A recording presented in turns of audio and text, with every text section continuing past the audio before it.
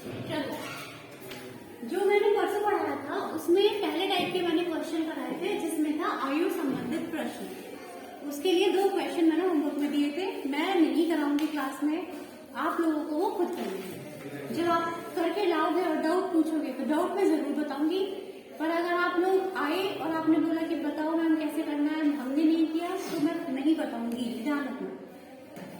उसके बाद कल मैंने क्लास में 2 टाइप कराई थी पूरी। दोनों टाइप में फर्स्ट जो टाइप कराई थी वो थी मूल्य संबंधित प्रश्न और दूसरा था संख्या संबंधित प्रश्न। ठीक है, उन दोनों प्रश्नों के लिए आप लोग वीडियो भी देख सकते हैं और एक बार में शॉर्ट में दोनों का एक एक क्वेश्चन जल्दी जल्दी बता देंगे। ठीक है, फॉर रिविजन मान लो। तो एक बार मुझे बुक दिखाओ। जो क्वेश्चन मैंने कल कराए थे मैं उसके अलावा कोई क्वेश्चन लेती हूँ ताकि तुम्हें वो क्वेश्चन भी वीडियो से देख लो और उसके अलावा कोई दूसरा क्वेश्चन आज तुम पढ़ लो। तो एक बार देखो, page number 55, question number first का सेकंड पार्ट। बुक तो किसी के पास होगी नहीं तो मैं क्वेश्चन ही लिख देती हूँ शॉर्ट में। बेटा मैं एक बार क्वेश्चन लिख रही हूँ, देखो क्या है। 5 पेंसिल है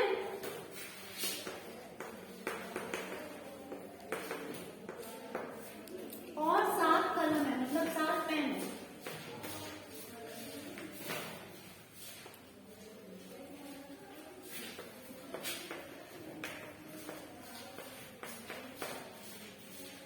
का कुल मूल्य है 50 रुपए। एक आदमी गया और उसने क्या करा, ये खरीदे, 7 पेंसिल खरीदी और 7 कलम खरीदे, 7 पेन खरीदे और 5 पेंसिल खरीदे। तो उनका कुल मूल्य कितना आया, 50 रुपए।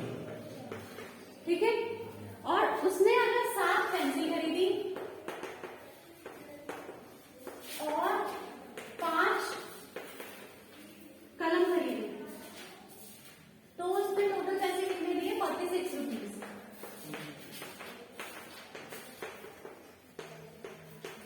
हमसे बोला है समीकरण बनाइए और बताइए एक कलम के पैसे कितने, कितने रुपए की एक कलम है और कितने रुपए की एक पेंसिल है। बेटा देखो ये क्वेश्चन है जिसमें तुम्हें मूल्य निकालना है। 2 चीजें दे रखी है और तुमसे बोला है बताओ कितने कितने रुपए की ये चीज है। जैसे कोई भी उदाहरण ले लो, तुम सब्जी खरीदने गए, तुमने टमाटर खरीदे, आलू खरीदे, तो उस तरीके का हो सकता है बताओ टमाटर का रेट क्या है और 1 किलो आलू कितने की है। इस तरीके से पूछा जा सकता है। कोई भी चीज, तुम नोटबुक खरीदने गए और बुक खरीदने गए, बताओ बुक कितने की है और एक नोटबुक कितने की है। कोई भी चीज हो सकती है, कोई भी 2 चीज। तो क्योंकि हमें इनका रेट निकालना है, बताओ एक ये कितने की और एक कलम कितने का, तो हम क्या मानते हैं ऐसे क्वेश्चंस में, मान लेते हैं कि एक पेंसिल X रुपए की और एक कलम Y रुपए की। जो भी 2 चीजें होंगी हम उनको मानेंगे। तो सबसे पहले लिखो, मान लीजिए एक पेंसिल X रुपए की है और एक कलम Y रुपए की है। मान लीजिए एक पेंसिल का मूल्य बराबर X रुपए और एक कलम का मूल्य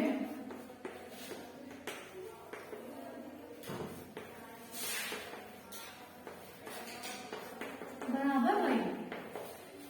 बस इसमें इतना ही मानना है और उसके बाद अपना क्वेश्चन पूरा करना है। एक बात बताओ, तुम लोग 1 किलो सेब खरीदने गए और बोला कि 80 रुपए किलो है सेब, तो 2 किलो सेब कितने की आएंगे, 3 किलो 180, मैंने 240 कैसे निकाल रहे हो।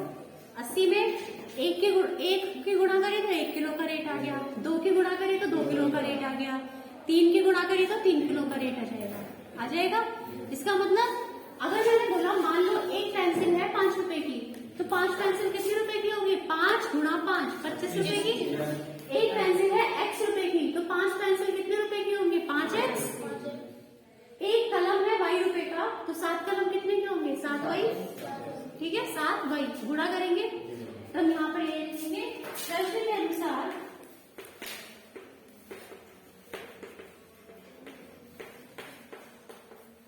यहाँ देखो क्वेश्चन में क्या बोला है, 7 पेंसिल खरीदी, 7 पेंसिल का मूल्य कितना होगा, सॉरी 5 पेंसिल कितना होगा, 5X। और 7 कलम खरीदे, 7 कलम का मूल्य कितना होगा, 1 का है Y तो 7 का होगा 7Y। अब तुम सेब खरीदने गए और अंगूर खरीदने गए, तुमने खरीदे 1 किलो सेब और अंगूर खरीदे जो है 60 रुपए के, ठीक है, तो कितने पैसे दोगे? कितने दोगे? 140। कैसे निकाला? 80 + 60। तुमने 5 पेंसिल खरीदी, 5x रुपए दे दिए, कलम खरीदी 7y, टोटल कितने रुपए दिए? तो इन दोनों को जोड़ेंगे, इन दोनों को जोड़ेंगे। 12 नहीं है बेटा, एक है x एक है y, एक साथ नहीं जोड़ पाएंगे, ठीक है। ये है 5x और ये है 7y, किसके बराबर है? टोटल रुपए कितने दिए? इसका मतलब 5x + 7y = 50। पहला समीकरण, ठीक है। दूसरा समीकरण देखो, 7 पेंसिल थी, 5 कलम थे, तो बताओ कुल मूल्य है 46 रुपीज। इसका समीकरण क्या बनेगा? 7, एक पेंसिल x रुपए की, तो 7 पेंसिल 7x और 5 कलम 5y, और इन दोनों को जोड़ के टोटल पैसे कितने दिए? 46। मतलब 7x + 5y = 46। बन गए दोनों समीकरण। अब हमें करना है सेल्फ ने सॉल्व करने के लिए 2 तरीके हैं जो सबसे सही ज्यादातर माने जाते हैं, विलोपन विधि और प्रतिस्थापन विधि, मतलब सब्स्टिट्यूशन मेथड और एलिमिनेशन मेथड। बताओ किस मेथड से बताऊं? तुम लोगों ने पुराना करा ही नहीं है कि हमें कुछ पता हो, है ना। अब देखो मैं इस क्वेश्चन को सॉल्व करके दिखा रही हूँ एक बार। कौन सी विधि जो परसों बताई थी वो विधि समझ में आई थी या याद ही नहीं? चल मैं इसे करके दिखाती हूँ विलोपन विधि से। विलोपन विधि से करने के लिए मुझे यहाँ से x और y 2 चीजें दे रखी है, एक चीज हटानी है। एक चीज हटाने के लिए मान लो मैंने मान लिया कि मुझे x को हटाना है, तो x को हटाने के लिए इनको हम घटाएंगे, तो हम यहाँ पर कुछ गुणा करेंगे, यहाँ पर कुछ गुणा करेंगे। यहाँ पर 5 लिखा है और यहाँ पर 7 लिखा है, तो हम क्या करेंगे? 7 की गुणा ऊपर 5 करेंगे, 5 की गुणा नीचे बनाएंगे। यही विधि होती है विलोपन। तो हम क्या करेंगे? इस वाले समीकरण में गुणा करेंगे 7 की, क्योंकि मुझे x हटाना है, और इसमें गुणा करेंगे 5 की। तो बताओ समीकरण क्या बदल जाएगा? 35। 7 की गुणा सब में, 7 की इसमें करेंगे तो 35x, 7 की इसमें करेंगे तो 39y, और 7 की इसमें करेंगे तो 350, और इसमें करो 5 की, कितना आएगा? 35x, 5 के इसमें करेंगे तो +25y बराबर 5 के इसमें करेंगे तो कितना आएगा? 230। क्योंकि दोनों एक ही चिन्ह के हैं, दोनों ही प्लस में है, तो हम इनको माइनस करेंगे, और सब्ट्रैक्ट करने के लिए हम क्या लिखेंगे? यहाँ पे देखो समीकरण 1 में किसकी गुणा की थी? 7, और में से समीकरण 2 गुणा 5 घटाने पर, इन्हें घटाएंगे तो देखो क्या होगा, इन्हें घटा दो। घटाने के लिए माइनस लगाना पड़ेगा सबके नीचे, चिन्ह परिवर्तन, यहाँ प्लस है तो माइनस, यहाँ प्लस है तो माइनस, यहाँ भी प्लस है तो माइनस। अब इनके नीचे जो ब्रैकेट वाले चिन्ह है वो माने जाते हैं जब हम माइनस करते हैं। +35x -35x कट गया, 0 बचा। 49y -25y, 49 में से 25 गया तो कितने आए? जल्दी बताओ। 24y बराबर 350 में से 230 गया तो कितने आए? इसका मतलब 24y बराबर 120 और y बराबर 120/24। कितने बार जाएगा ये? कितनी बार जाएगा? 12 से ये गया 10 टाइम, 12 से ये गया 2 टाइम, और 2 से ये गया 5 टाइम, तो y का मूल्य आ गया 5। इसका मतलब एक कलम का मूल्य कितना है? 5 रुपए। और उसके बाद हमें निकालना है पेंसिल, तो किसी भी एक समीकरण में वापस y का मान रख दो, x का मान आ जाएगा। मैं यहाँ रख रही हूँ समीकरण 1 में y का मान रखने पर कितना आएगा? 5x + 7 के 5, 7 की गुणा 5 में करेंगे तो कितना आएगा? 35 बराबर 50, 5x बराबर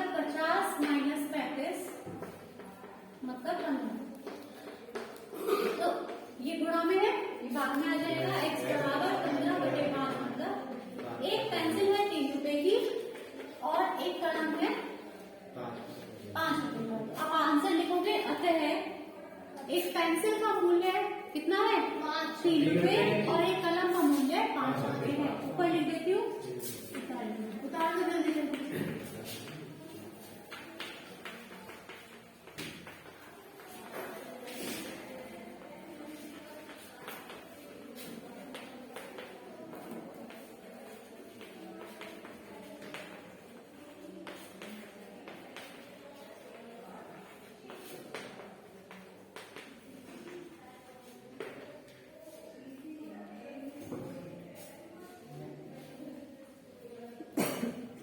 ठीक है, देखो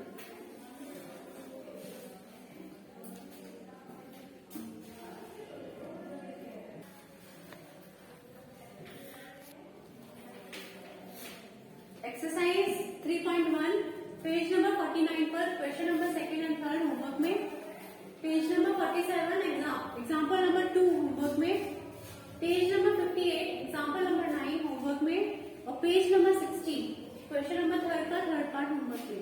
ये जितने 5 क्वेश्चन है, ये पांचों के पांचों क्वेश्चन बिल्कुल ऐसे होंगे। एक बार करके देखना। इनका मतलब यही है कि दो वस्तु दी गई होंगी, दोनों वस्तुओं का मूल्य x और y मान लो, उसके बाद सिंपल ऐसे समीकरण बनाओ। ठीक है, अब हम आते हैं अपना सेकेंड टाइप जो मैंने कल पढ़ा दी थी, वो है संख्या संबंधित प्रश्न। उसका एक क्वेश्चन मैं यहाँ लिख रही हूँ, उसके हिसाब से आपको क्वेश्चन करने हैं।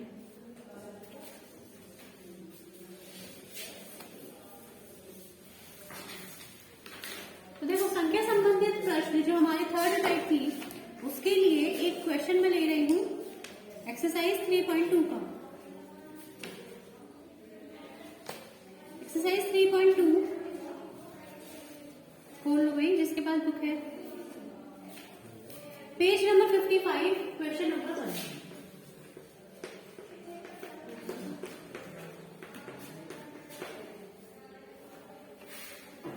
इसका क्वेश्चन मैं एक बार छोटा सा लिख देती हूँ। क्या है, कक्षा 10 के 10 विद्यार्थियों ने एक गणित की पहेली प्रतियोगिता में भाग लिया। कितने कितने बच्चे थे? 10 प्रतिभागी थे, 10 विद्यार्थी थे जिन्होंने एक प्रतियोगिता में भाग लिया। 10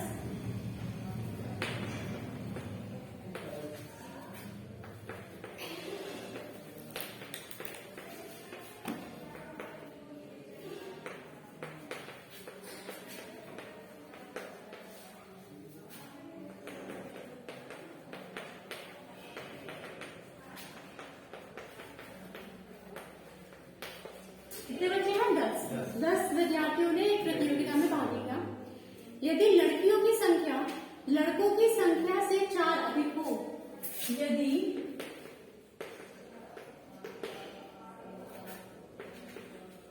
लड़कियों की संख्या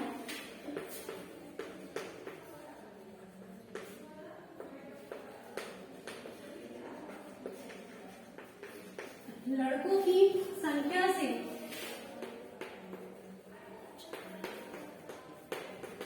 4 अधिक हो,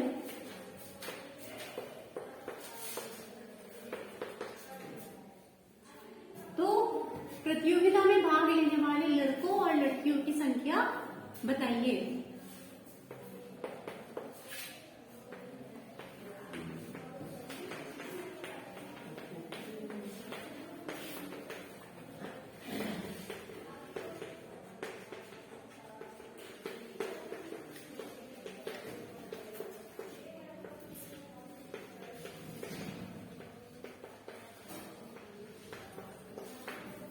क्या चीज पूछी है हमसे बोले कुछ बच्चे थे क्लास में और उसमें कुछ लड़कियां भी हैं और कुछ लड़का भी है। तो बताओ 10 बच्चे टोटल थे, वो कितने बच्चे थे टोटल? 10। तो बताओ कितनी लड़कियां थी उसमें और कितने लड़के थे, ये बताओ। अब देखो कैसे करेंगे, ये बिठा दो वाला लिख लिया सबने, 2 लड़के। बेटा ऐसे ही थोड़े बता दोगे 2 लड़के लिए और 1 लड़की थी, आपको ये सॉल्व करना पड़ेगा और करना।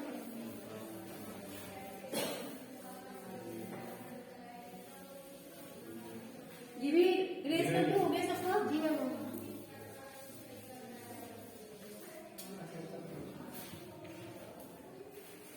देखो टोटल कितने बच्चे थे? 10। और हमसे बोला बताओ कितनी लड़कियां थी उसमें से और कितने लड़कों की संख्या बराबर x और लड़कियों की संख्या बराबर y, यही करते हैं। जो हमसे पूछा है उनमें से एक चीज को x मानते हैं और एक चीज को y मानते हैं। तो मान लीजिए लड़कों की संख्या बराबर x और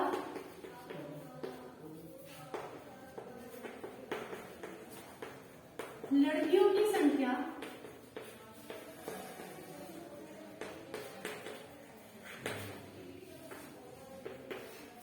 अकॉर्डिंग टू द क्वेश्चन, प्रश्न के अनुसार क्या दिया हुआ है। अब देखो क्वेश्चन में क्या लिखा है, फिर से हम क्वेश्चन पढ़ते हैं। 10 विद्यार्थियों ने प्रतियोगिता में भाग लिया। टोटल कितने बच्चे थे? 10। इस 10 में लड़कियां भी थी, लड़के भी थे। इसका मतलब लड़के प्लस लड़कियां बराबर कितना? x प्लस वाई बराबर कितना? टोटल कितने बच्चे थे? 10। x प्लस वाई बराबर 10। आ गया पहला समीकरण।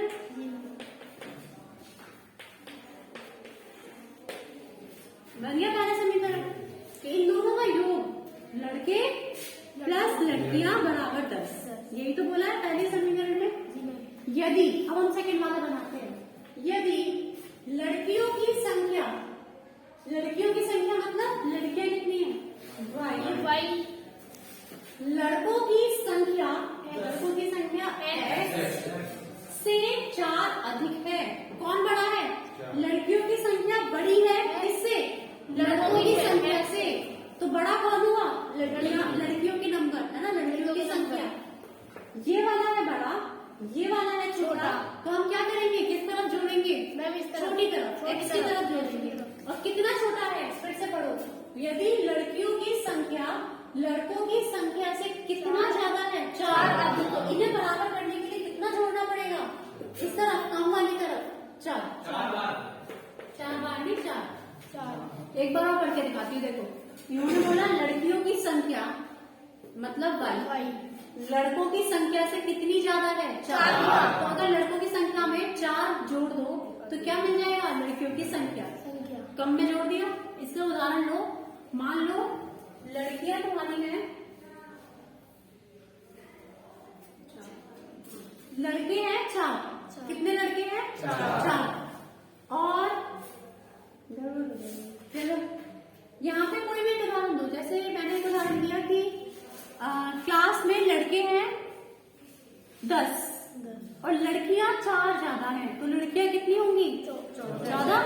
यही तो है, यही हमारा समीकरण है। ठीक है, अब हम देखते हैं इस केस में कितनी लड़के और कितनी लड़कियां हैं। तो सॉल्व करना पड़ेगा। सीधा y का मान लिखा हुआ है, इसका मतलब हम सीधे प्रतिस्थापन विधि लगाएंगे। तो हम क्या करेंगे? समीकरण 2 से y का मान पहले में लो। ठीक है, कौन सी विधि लगाई? प्रतिस्थापन विधि। समीकरण 2 से y का मान समीकरण 1 में रखने पर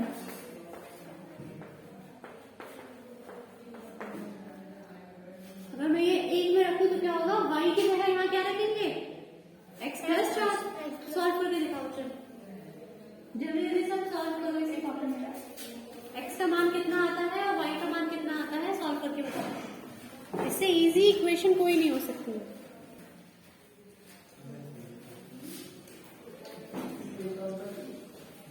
ये क्वेश्चन करने के बाद आपको होमवर्क में करना है पेज नंबर 59 क्वेश्चन नंबर 3 का first part, page number 60 question number 3 का सेकंड पार्ट, और एक क्वेश्चन और है जो पेज नंबर 55 पर दे रखा है। वो क्वेश्चन बेटा सबसे ज्यादा 53 पर इम्पोर्टेंट है। कल की क्लास में मैंने बताया था और आज मैं बताऊंगी फिर से। ठीक है।